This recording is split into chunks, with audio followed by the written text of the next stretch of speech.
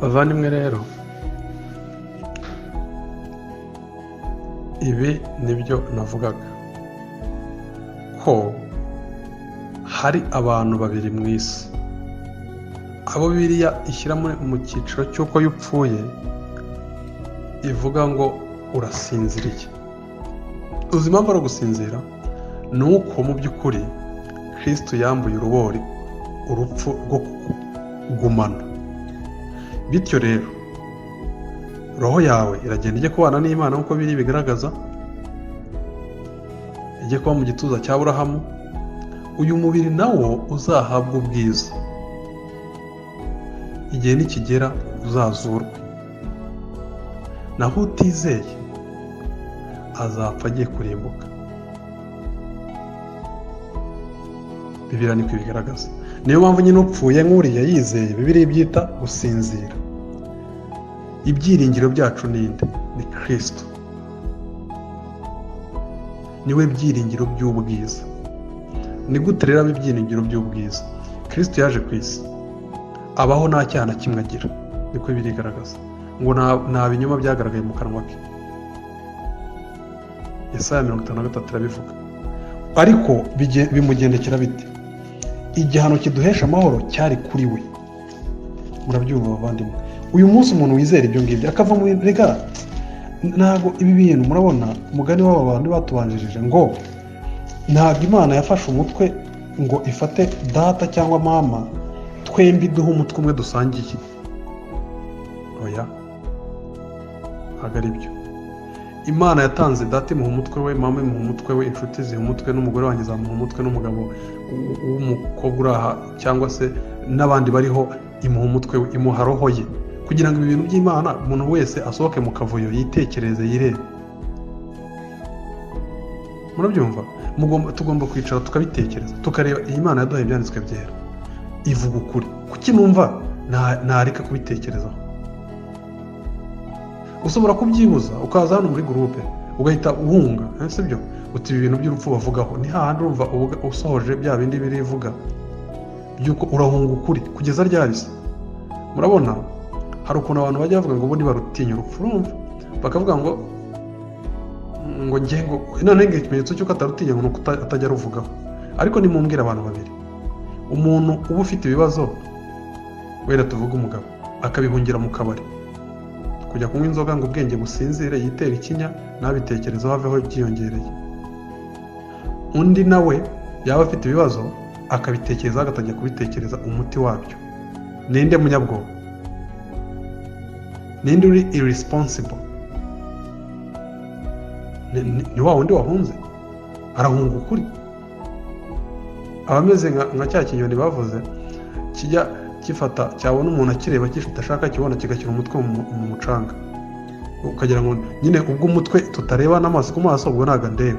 Nuko abantu baba bimeze. Iyo uhunze urupfu, iyo wumvisha aho babyumva ugahunga, aho babiganira ukahunga, iyo wanze gufesinga ukuri ngo urebane nako nk'uko ibyanditswe byari kuvuga, umenye ko igihe kizagera ugapfa ukabora, kandi ko ntimuzajya inama. Wa wundi uhunga aho sinshaka kubivugaho, reka niterere imbere. Okay, niwe munyabwoba. Umugabo nyamugabo ni uwuhe? Nafate ibyanditswe byera, arebe icyo bivuga. Murabyumva? Abirebe, yibaze ese nduko kamvuga iki kintu mu cyumva. Bibiliya igaragaza ko nta muntu n'umwe uzajya mu ijuru bitewe n'imirimo yakoze. Nibishoboka.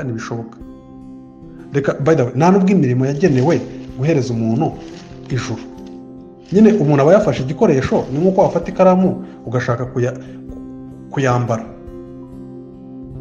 Ntabwo nyine ikintu cyakora icyo kitagenewe. Nibyo Bibiliya ivuga. Burya iyo umuntu avuga ngo yakora ibintu akabona ijuru, ni ukudasobanukirwa icyo Bibiliya ivuga. Bibiliya ivuga gute? Ngo nta muntu n'umwe utsindishirizwa n'imirimo itegetswe n'amategeko. Si cyo yagenewe nyine, ifite imirimo niyo wakora ingana iki, nibyo ni byiza pe, ifite akamaro kayo. Nibyo Paul yanditse muri Timoteyo, aravuga ngo amategeko ni meza, ngiyo agenga uko byagenewe amategeko. Hari uko byagenewe amategeko, hari akazi kayo. Iyo uyakuye mu mwanya wayo rero uba byarangije gupfa. Umurongo wa 16 w'Abagalatiya 2, nyamara tumenye yuko umuntu adatsindishijwe n'imirimo itegetswe n'amategeko, ahubwo atsindishirizwa no kwizera Yesu Kristo. Ntabwo ari cyo amategeko yagenewe. Imirimo myiza ifite akamaro, ahubwo biravuga ngo numara kuyikora ujye uvuga ngo ndi umugozi w'imburamumaro, sinkagira icyo nishyuza, ntacyo ukwiriye ntacyo nkwiriye kuko nakoze ibintu nyine kuko Imana yarandemye mfite umwuka ngenda, niyo haba hatariho iby'ubugingo bw'iteka negetswe kuyibera umugaragu.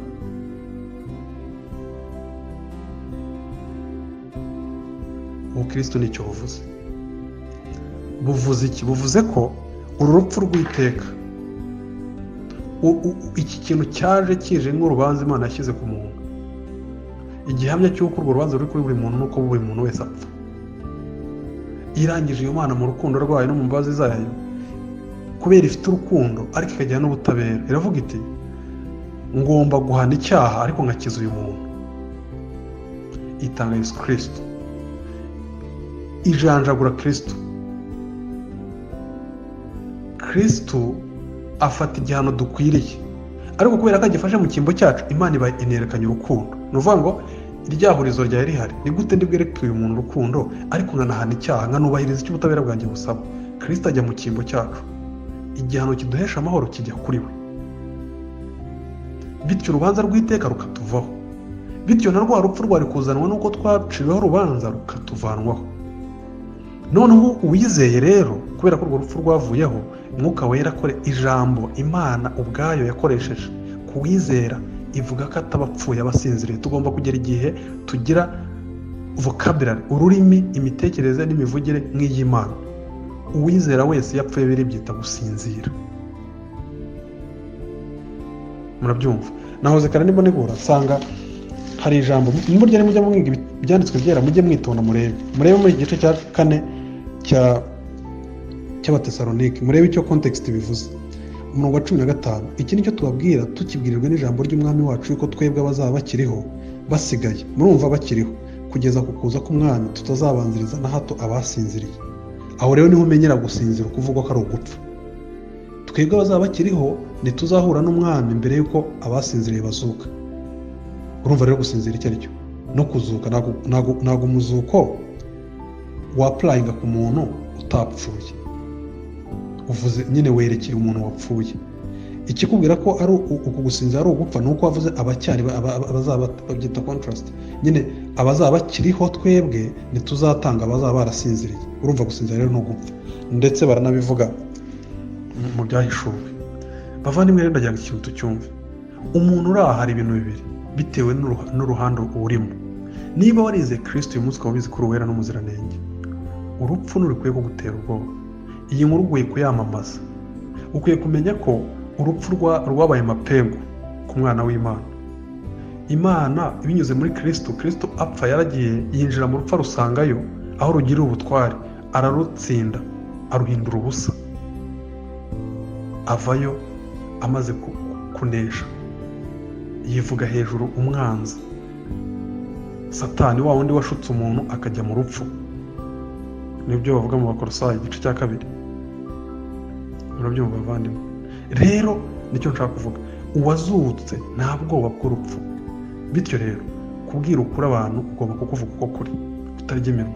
Ugomba kwiringira umwami, ugomba kutajya mu byaha ngo ubuse mbiretse, ngo ubuse nariye ruswa, ubukene. Kandi urupfu rwara aricyo kintu cya nyuma, sicyo kibi se gihari, none kibi cyambu wamenye. Umwana w'Imana yiboneza uko yeraga kubera ko ntacyo atinya muri ubu buzima. Nta irijansi ihari, amahoro mu mutima, gutuza, nta guhagarika umutima. Utarazuka rero bavandimwe, wowe uri ku ruhande rw'umwanzi w'Imana. Uru rupfu ruracyagufiteho ubutware. Nuhungira muri Kristo, imyambi yose n'imyuzure ikaba ari wijyaho, igihano kiguhesha amahoro kikabarwa kuri we. Uyu munsi ukizera, ukihana, ukizera Kristo, uraba umwana w'Imana rimwe kugeza iteka ryose. Murakoze cyane bavandimwe, uwagira ikibazo yakibaza, noneho tugakomeza.